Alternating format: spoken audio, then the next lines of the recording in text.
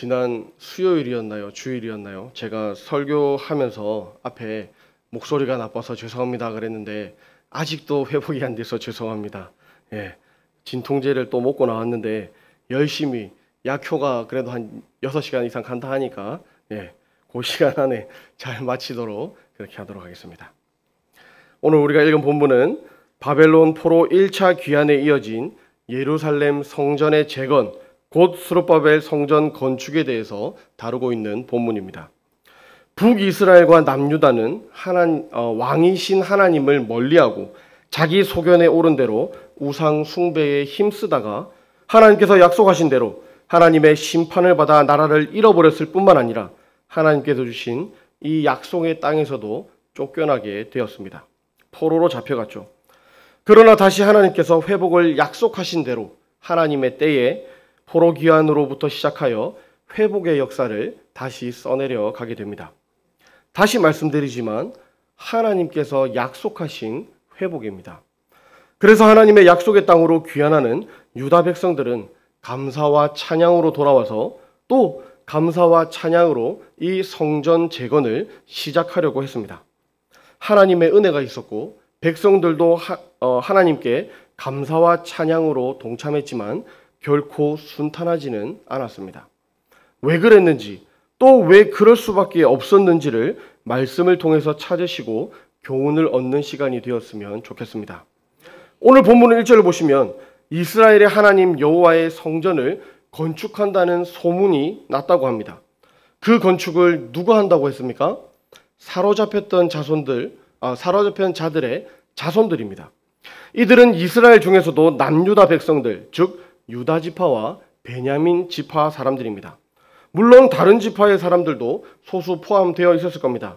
그러나 그런 사람들과는 다른 사람들이라는 거죠. 그들과 무엇이 다르겠습니까? 믿음이 다릅니다. 유다 지파와 베냐민 지파 외에, 즉 남유다 외에 북이스라엘에 속해 있던 다른 지파들은 북이스라엘이 아수르에 의해 멸망당할 때 이미 이 순수한 신앙을 다 잃어버렸던 상태였습니다. 그런 그들이 포로 생활에서 바른 믿음을 회복할 리가 없었고 그나마 남아있던 하나님께 선택받았다는 선민으로서의 정체성도 다 잃어버린 상태였습니다. 그런 그들과 유다 지파와 베냐민 지파는 믿음이 달랐다는 겁니다. 포로 상태에서도 유일하신 하나님을 믿는 신앙을 유지했으며 하나님의 때에 자신들을 다시 약속의 땅으로 돌려보내실 것이라는 확고한 믿음과 소망을 가지고 있었다는 겁니다. 이런 믿음과 소망으로 하나님의 성전을 재건한다는 소문이 났습니다. 아주 좋은 소문이죠. 그런데 이 소문을 1절에 보시면 누가 들었다고 합니까? 대적들이 들었다고 합니다. 포로 상태에서 돌아온 그들에게 대적은 누굴까요? 포로로 끌려가서 약속의 땅에서 다른 곳으로 옮겨졌을 때 그들 대신에 이 약속의 땅을 차지하고 있었던 사람들이 대적입니다. 특별히 1절에서는 나타나 있지는 않지만 이 말씀의 흐름상으로 보시면 이들은 사마리아 사람들입니다. 우리가 신약을 읽으면서 이스라엘 사람들이 유독 사마리아 사람들을 인간 취급하지 않은 것을 많이 보셨을 겁니다. 그 이유와도 같은 이유입니다. 그 이유가 무엇입니까? 그 이유는 두 가지지만 이것을 합쳐서 순수성을 잃어버렸기 때문이라고 답할 수 있을 겁니다. 첫 번째로 잃어버렸던 순수성은 혈통적으로서의 순수성입니다. 우리 교회가 열왕기 상하를 새벽에 몇 달간 함께 묵상했었는데요. 북이스라엘이 멸망시킨 아수르의 이 에사라돈 왕의 이주정책 때문이었습니다. 식민지를 원활하게 통치하려고 북이스라엘 지역에 살던 이스라엘 사람들을 강제로 몰아냈습니다. 그리고 아수르의 다른 지역에 있는 사람들을 이곳으로 정착시킨 것이죠. 마찬가지로 다른 곳에 있던 이방인들을 북이스라엘로, 특히 사마리아로 정착시켰다는 겁니다. 이것은 우리나라 사람, 특히 저보다 나이가 많으신 분들은 이해하기가 쉬울 겁니다. 제가 학교 다닐 때만 해도 우리나라가 여러 가지 장점과 자랑이 있었는데 그 중에 하나를 단일 민족인 것을 자랑스럽게 여겼었죠. 그러나 지금은 전혀 아닙니다. 여러 가지 이유로 해외 결혼이 많아졌기 때문입니다. 이것이 잘못이라는 말이 아닙니다. 오히려 저는 여러 민족에서 오는 강한 힘이 있다고 생각을 합니다. 그러나 단일 민족이었던 이스라엘에게는 이것이 심각한 문제로 여겨졌을 겁니다. 그들은 믿음의 조상인 아브라함으로부터 시작되는 한 민족, 한 형제들이었습니다. 혈통도 하나요, 믿음도 하나였다는 겁니다. 그들은 하나님께서 선택하신 선민이었습니다. 그런 그들이 다른 민족과 섞이는 것은 상상도 못할 일이죠. 이것이 잃어버린 두 번째 순수성이기도 합니다. 바로 믿음의 순수성을 잃어버렸다는 겁니다. 이방인들과 결혼이 위험한 가장 큰 이유가 이방인은 이방신을 섬긴다는 겁니다. 아수르에 의해서 강제 이주한 이방인들은 하나님의 약속의 땅에 자신들이 섬기던 이방신을 가지고 들어왔습니다. 그리고 서로 다른 이방인들끼리 결혼하여 종교가 혼합되게 했고 이스라엘 사람들과도 결혼해서 그 종교도 혼합하게 만들었습니다. 이 기간이 나중에 나오겠지만 이 기간이 200여 년이나 됩니다. 오랜 기간 신앙이 섞이고 또 섞인 겁니다. 이것이 유다 지파와 베냐민 지파의 대적이라고 불렸던 더 큰 이유입니다.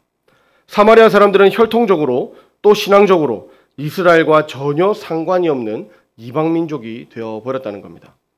2절에 보시면 그런 그들이 예루살렘 성전에 동참시켜달라는 요청을 하고 있습니다. 이것을 감사해야 할까요? 여러분은 어떻게 생각하십니까? 여러분은 어떤 생각이 드십니까? 사실 누가 됐든지 내가 어떤 일을 하려고 할 때 도와준다면 고마운 일 아닐까요?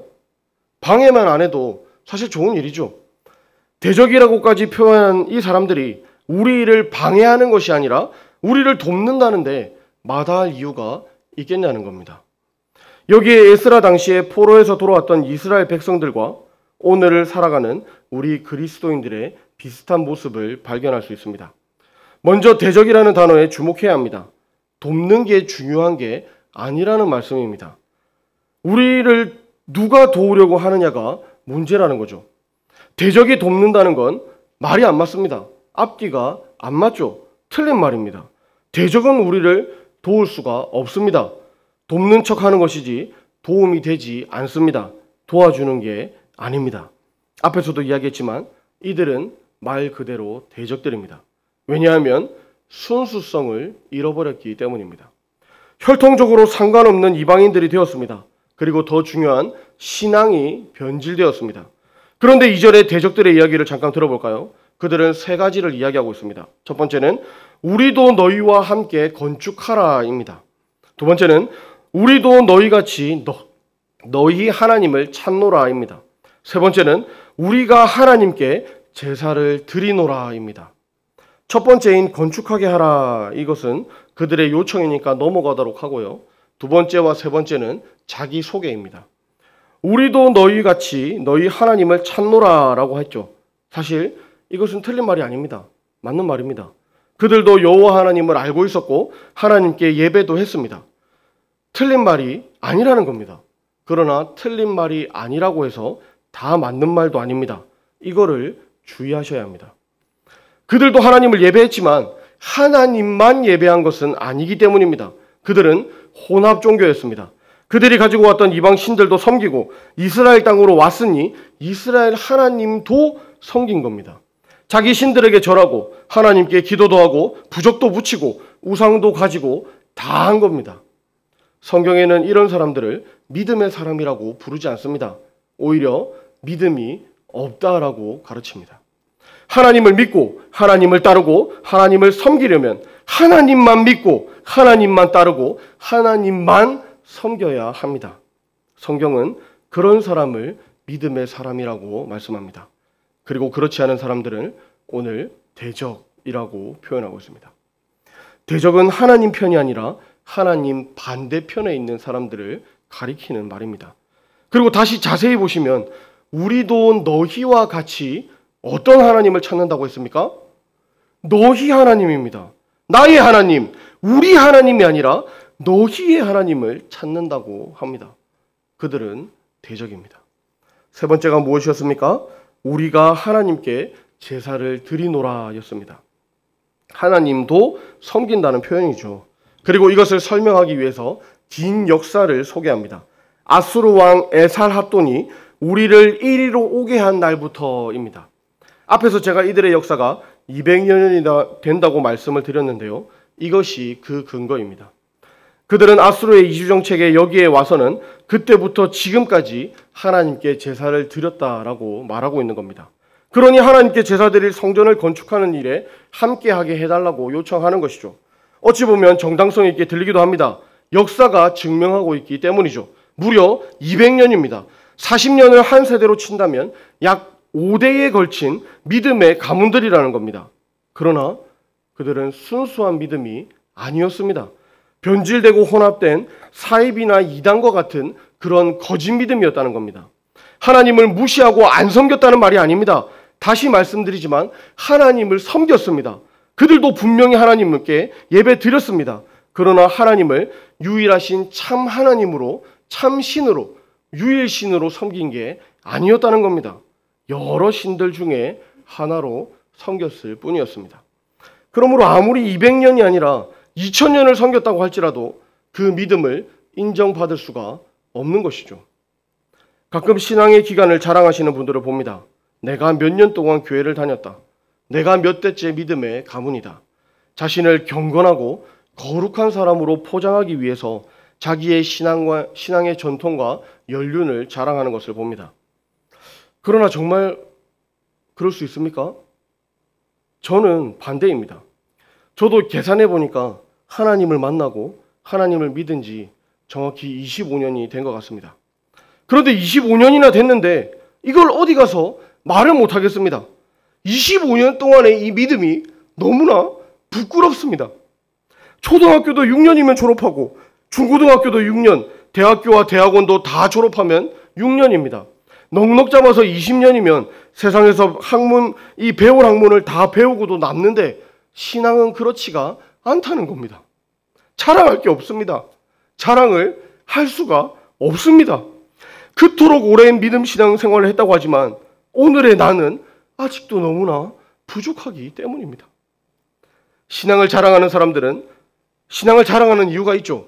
내가 너보다는 낫다는 겁니다. 그러나 신앙은 다른 사람들과 비교하는 게 아닙니다. 신앙은 하나님과 내가 얼마나 가까운가 하는 겁니다. 이건 남들과 비교하는 문제가 아니죠.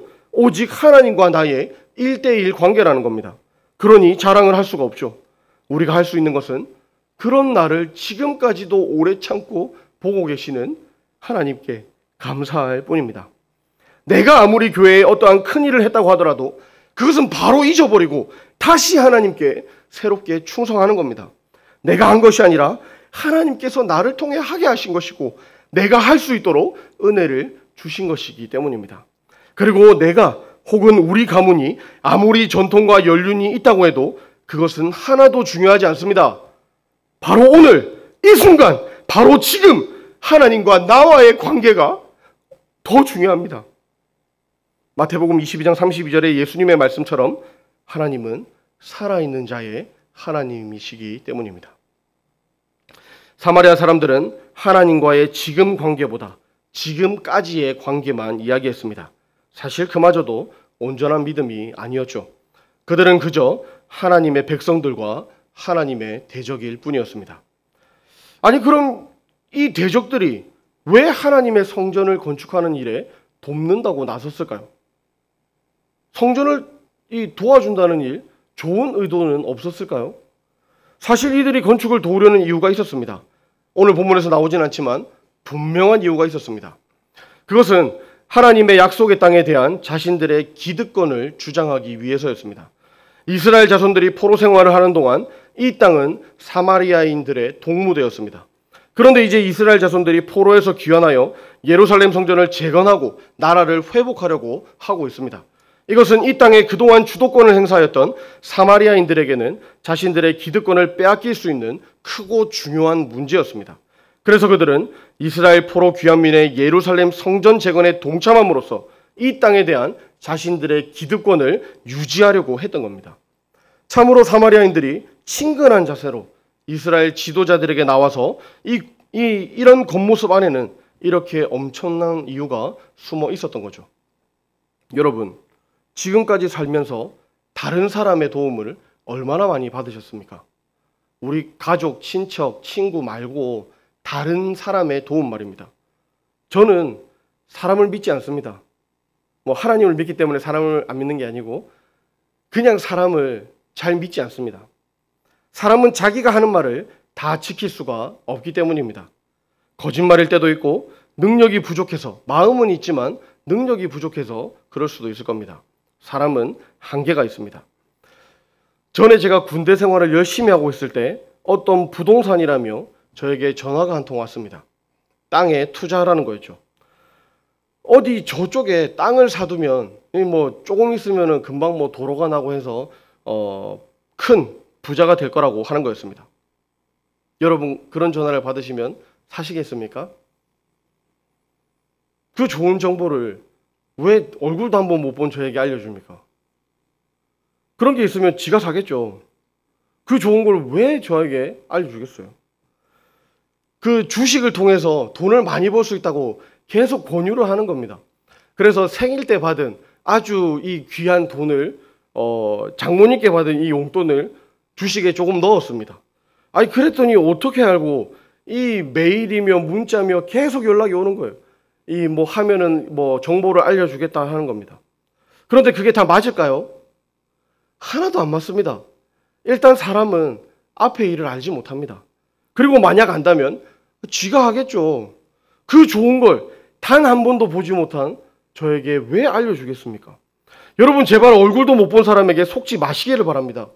여러분을 돕는 사람은 아무도 없습니다.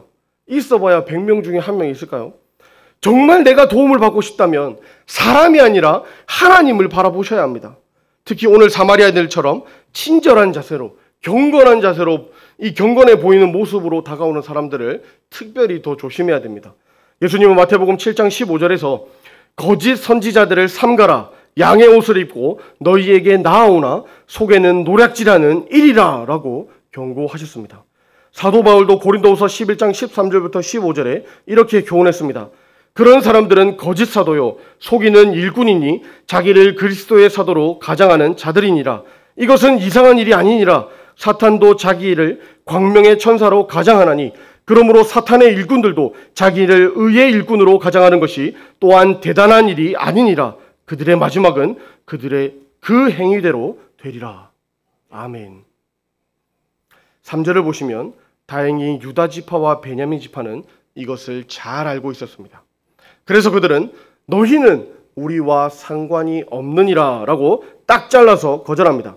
사실 생각해 보세요. 지금 유다 백성들, 이 베냐민 지파들, 포로에서 고향으로 지금 막 돌아온 사람들입니다. 아무것도 없습니다. 이제 처음부터 모든 것을 처음부터 다시 시작해야 되는 사람들입니다. 200년이 지났다고 말씀드렸죠. 지금 포로에서 돌아온 사람들은 하나님께서 약속하신 땅에 왔지만 사실은 생전 처음 보는 땅에 온 겁니다. 성전을 건축할 자원이 부족했을 겁니다. 성전을 건축할 일꾼들도 부족했을 겁니다. 또 다른 할 일들도 많이 있었을 겁니다. 그런데도 지금 도움을 거절하고 있습니다. 믿음이 없는 사람들과 함께 하나님의 일을 할 수가 없었기 때문입니다. 모든 것을 다 갖췄던 솔로몬이 하나님의 성전을 짓는데 몇 년이 걸렸는지 기억하십니까? 7년입니다. 다 가지고 있었고 사람도 많이 있었던 솔로몬도 무려 7년이나 걸린 성전 건축을 아무것도 없는 포로 귀환민들이 무엇을 가지고 어떻게 이것을 할까라고 생각할 수가 있었을까요? 막막해서 정말 지푸라기라도 잡고 싶은 그런 마음이었지 않았을까요? 그럼에도 믿음이 없는 사람들과는 함께 일할 수가 없다라고 한 겁니다. 이것이 우리의 믿음 생활이 되어야 합니다.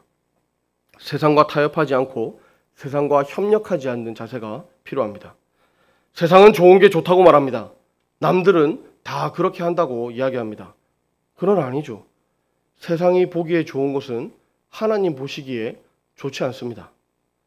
너희는 우리와 상관이 없다라고 단호하게 선을 그어야 합니다. 세상은 여러 가지로 우리의 믿음을 도전해 왔습니다. 거짓 믿음도 우리를 계속 유혹해 왔습니다. 코로나 때 꼭 교회를 가야 하는지 우리에게 질문했습니다. 헌금에 대한 의문을 품도록 계속 만들었습니다. 그리스도인은 세상의 빛으로 살아야 되는데 세상에서 숨도록 만들었습니다. 복음을 증거하는 것을 넘어서 복음을 자랑해야 되는데 복음에 침묵하게 만들었습니다. 그러나 그런 모든 것들에 대해서 우리와 상관이 없다라고 단호하게 선을 그어야 합니다. 우리는 세상의 기준으로 신앙생활을 하는 것이 아니라 하나님을 기준으로 살기 때문입니다. 그래서 3절 끝에 뭐라고 했습니까? 홀로 건축하리라 선포합니다. 우리가 이스라엘 하나님 여호와를 위하여 홀로 건축하리라 선포합니다. 여기서 홀로는 혼자를 의미하는 단어가 아닙니다. 같은 믿음, 같은 신앙을 가진 우리끼리입니다. 우리는 혼자가 아니죠. 우리와 함께 하시는 하나님이 계시고 또 우리에게는 우리의 신앙 공동체가 있습니다.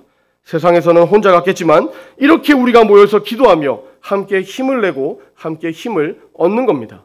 우리는 홀로, 즉 우리 믿음의 사람들끼리 믿음의 삶을 살아가는 겁니다. 이제 마지막 부분입니다. 오늘 본문의 마지막 부분은 어쩌면 우리를 절망하게 만들지도 모르겠습니다. 분명히 우리는 우리의 믿음대로, 우리의 신앙대로 세상과 타협하지 않고 불신앙과 협력하지 않겠다며 홀로 건축하리라 선포했습니다. 그러면 우리의 길이 형통하고 즐겁고 다 잘되면 얼마나 좋겠습니까? 그러네, 그렇지가 않더라는 겁니다. 세상은 그런 우리를 가만히 내버려 두지 않습니다. 오히려 공격하기가 더 좋아져서 마음껏 공격을 합니다. 4절과 5절 끝부분을 보시면 건축을 방해하고 계획을 막습니다. 믿음대로 살지를 못하게 합니다. 이 기간이 무려 16년입니다.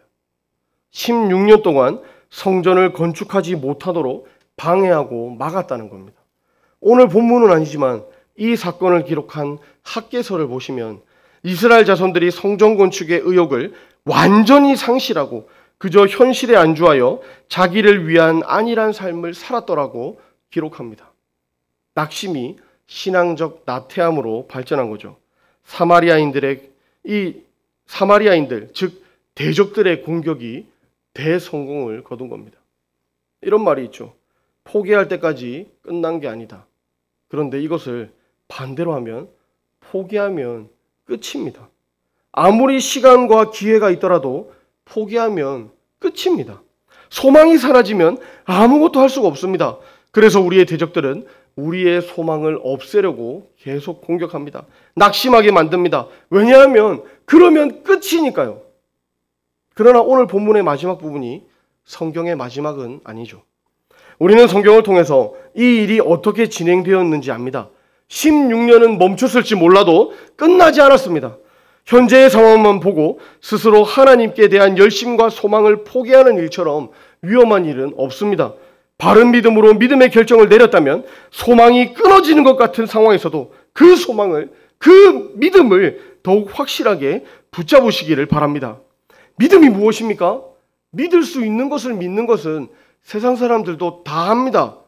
그러나 우리 그리스도인들은 믿을 수 없는 상황, 소망이 끊어진 상황 가운데서도 하나님의 약속을 믿고 그 믿음으로 살아가는 사람들이어야 합니다. 그것이 참 믿음입니다. 믿을 수 없을 때, 그리고 소망을 지닐 수 없을 때일수록 하나님을 바라며 하나님을 소망하며 하나님 앞에 기도해야 합니다.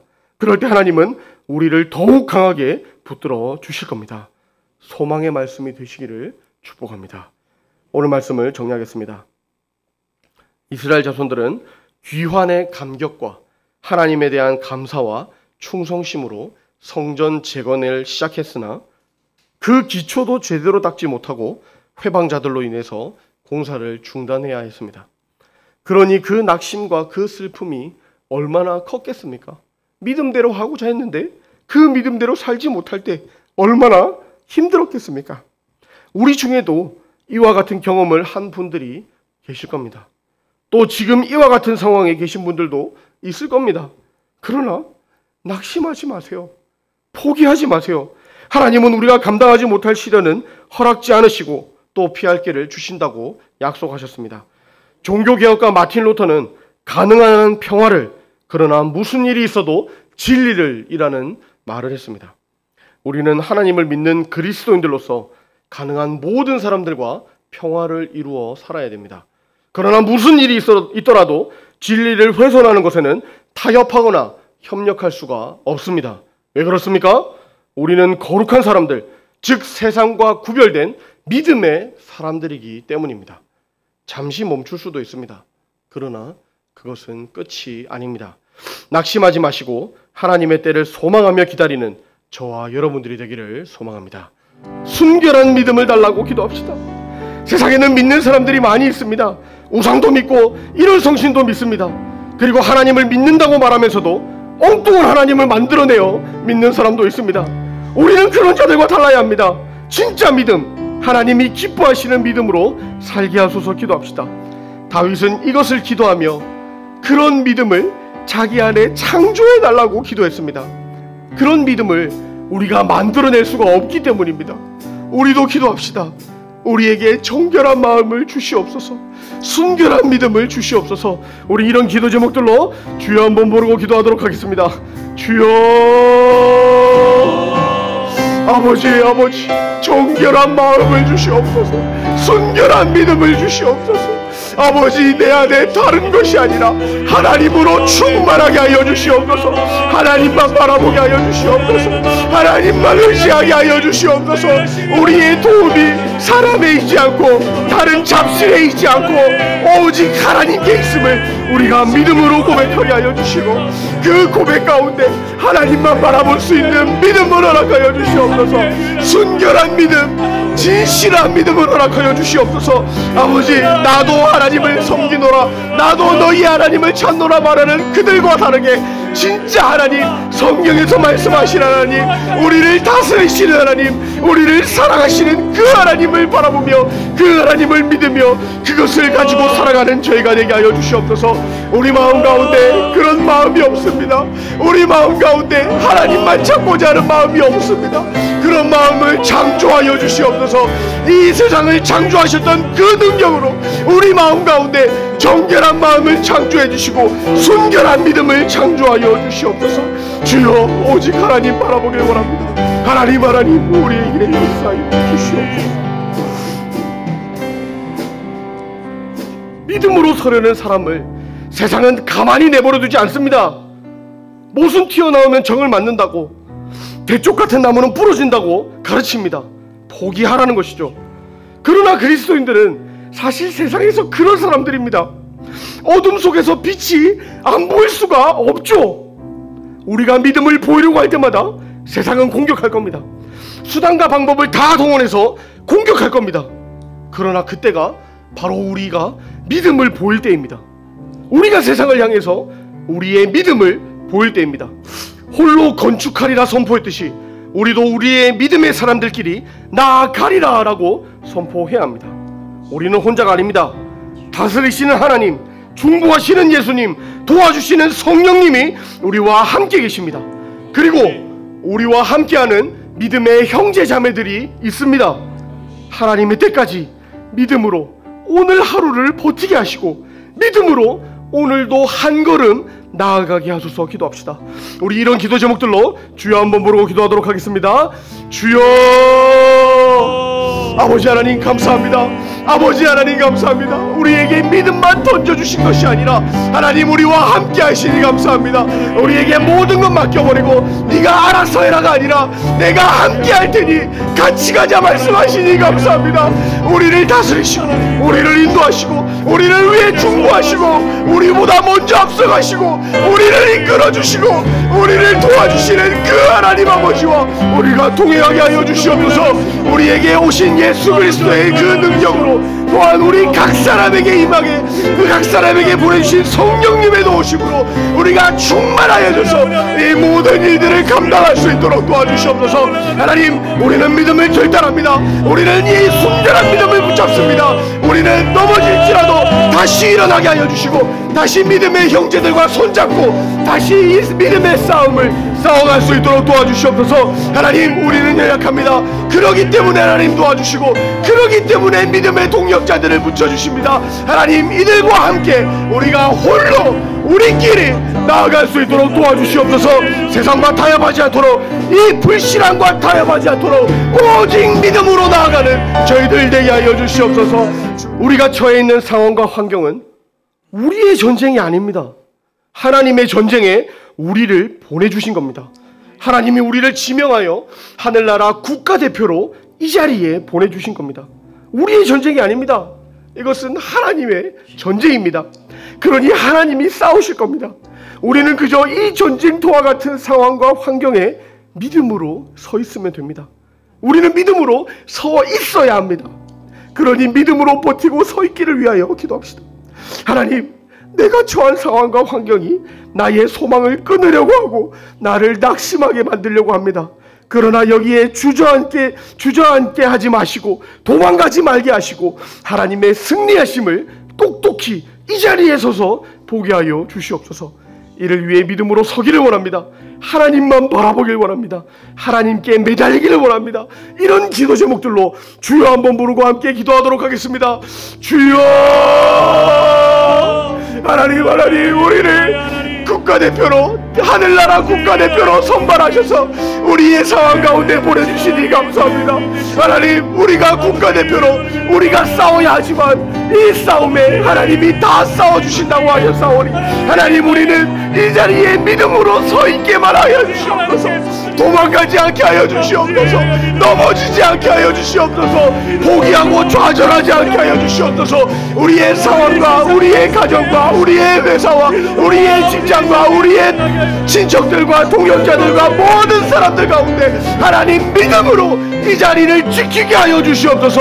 그래서 그 믿음으로 하나님이 역사하시는 것, 하나님이 싸우시는 것, 하나님이 이기시는 것, 이 모든 것들을 바라볼 수 있도록 주여 우리가 믿음으로 서게 하여 주시옵소서. 하나님, 너무나 힘듭니다. 너무나 좌절하고 너무나 소망은 보이지 않습니다. 그러나 그 믿음으로 우리가 서게 하여 주시옵소서. 오직 하나님만 바라보게 하여 주시옵소서. 하나님으로 힘을 얻게 하여 주시옵소서. 어려울 때마다, 소망이 끊어질 때마다 하나님을 기억하게 하여 주시옵소서. 그 하나님으로 힘을 얻게 하여 주시옵소서.